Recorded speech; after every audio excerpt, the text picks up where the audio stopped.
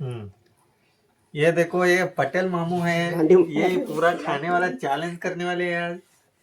Fish challenge. ये देख देख ये देखो 1.5 किलो का मच्छी लाए आज। कटला है, कटला। कटला नदी का मच्छी है ये। आज इसको ये देख तंदूरी असली करेंगे, असली तंदूरी। असली इसको मसाला धीरे धीरे से लगा के इसको थोड़ा दिन 15 मिनट रखेंगे, बाद में इसको तंदूरी करेंगे।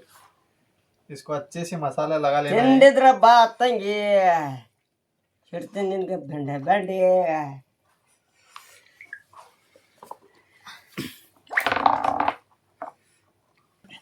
ಹಲೋ ಬಾ ಹಾ ಬಾ